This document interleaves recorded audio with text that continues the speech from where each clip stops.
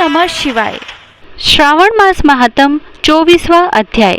ईश्वर बोले, हे ब्रह्मपुत्र, पूर्व कल्प में दैत्यों के भार से अत्यंत पीड़ित हुई पृथ्वी बहुत व्याकुल तथा दीन होकर ब्रह्मा जी की शरण में गई।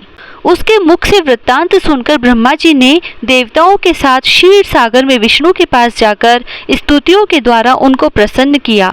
तब नारायण श्री हरि सभी दिशाओं में प्रकट हुए और ब्रह्मा जी के मुख से संपूर्ण वृत्तांत सुनकर बोले, हे देवताओं, आप लोग डरे मत। मैं वसुदेव के द्वारा देवकी के गर्भ से अवतार लूंगा और पृथ्वी का संताप दूर करूंगा। सभी देवता लोग यादवों का रूप धारण करें।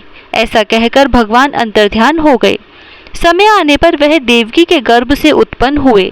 वसुदेव ने कंस के भय से उन्हें गोकुल पहुंचा दिया और कंस का विनाश करने वाले उन कृष्ण का वहीं पर पालन पोषण हुआ। बाद में मथुरा में आकर उन्होंने अनुचरों सहित कंस का वध किया।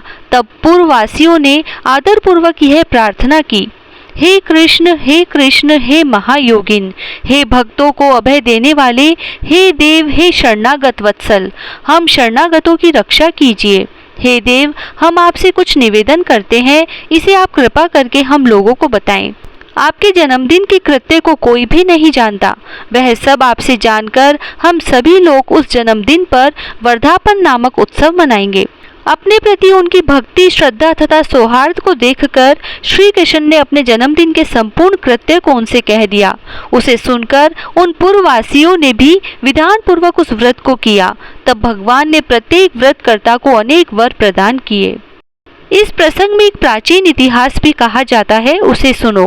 अंग देश में उत्पन्न एक मित्रजित नामक राजा था। उसका पुत्र महासेन सत्यवादी था तथा सन्मार्ग पर चलने वाला था। सब कुछ जानने वाला वह राजा अपनी प्रजा को आनंदित करता हुआ उनका विधिवत पालन करता था।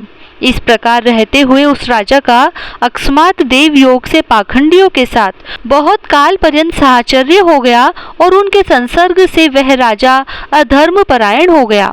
वह राजा वेद, शास्त्र तथा पुराणों की बहुत निंदा करने लगा और वर्णाश्रम के धर्म के प्रति अत्यधिक द्वेष भाव से युक्त हो गया।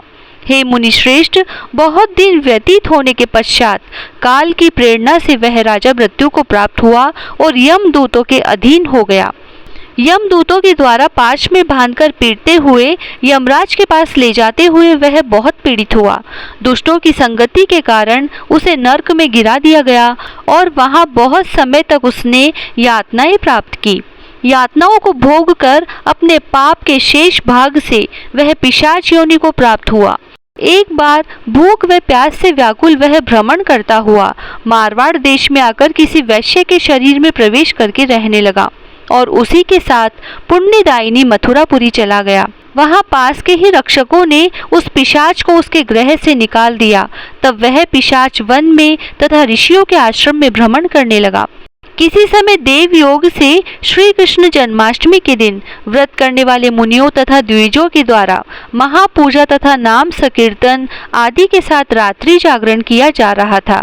वहां पहुंचकर उसने विधिवत सब कुछ देखा और श्री हरि की कथा का श्रवण किया। इससे वह उसी क्षण पाप रहित, पवित्र तथा निर्मल मन वाला हो गया। वह यमदूतों से युक्त हो गया और प्रेत योनि छोड़कर विमान में बैठ दिव्य भोगों से युक्त हो विष्णु लोक पहुंच गया। इस प्रकार इस व्रत के प्रभाव से पिशाच योनि को प्राप्त उस राजा को विष्णु का सानिध्य प्राप्त हुआ। तत्वदर्शी मुनियों ने पुराणों में इस शाश्वत तथा सार्वलौकिक व्रत का पूर्ण रूप से वर्णन किया है। सभी कामनाओं को पूर्ण करने वाले इस व्रत को करके मनुष्य सभी वांछित फल प्राप्त करते हैं। इस प्रकार जो कृष्ण जन्माष्टमी के दिन इस शुभ व्रत को करता है वह इस लोक में अनेक प्रकार के सुखों को भोग कर शुभ कामनाओं को प्राप्त करता है। हे ब्रह्मपुत्र, वहाँ वैकुंठ में 1,00,000 वर्ष तक देव विमान में आसीन होकर नानाविध सुखों का उपभोग करके अवशिष्ट पुण्य के कारक इस लोक में आकर सभी ऐश्वर्यों से समृद्ध तथा सभी अशुभों से रहित होकर महाराजाओं के कुल में उत्पन्न होता है। वह कामदेव के समान स्वरूप वाला होता है। जिस स्थान पर कृष्ण जन्मोत्सव की उत्सव विधि लिखी हो अथवा सभी सौंदर्य से युक्त श्री कृष्ण जन्म सामग्री किसी दूसरे को अर्पित की गई हो अथवा उत्सव पूर्वक अनुष्ठित व्रतों से विश्व स्रष्टा श्री कृष्ण की पूजा की जाती हो, वहाँ शत्रुओं का भय कभी नहीं होता है।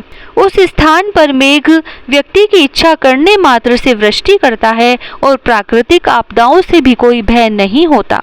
जिस घर में कोई देवकी पुत्र श्री कृष्ण के चरित्र की पूजा करता है, वह घर सब प्रकार से समृद्ध रहता है और वहाँ भूत प्रेत आदि बाधाओं का भय नहीं होता है। जो मनुष्य किसी के साथ में भी शांत होकर इस व्रतोत्सव का दर्शन कर लेता है, वह भी पाप से मुक्त होकर श्री कृष्ण के धाम जाता है। वह भी पाप से मुक्त होकर श्री हरि के धाम जाता है। श्री स्कंद पुराण के अंतर्गत ईश्वर सनत कुमार संवाद में श्रावण मास महात्म्य में जन्माष्टमी व्रत कथन नामक 24वां अध्याय पूर्ण हुआ। जय श्री राधे।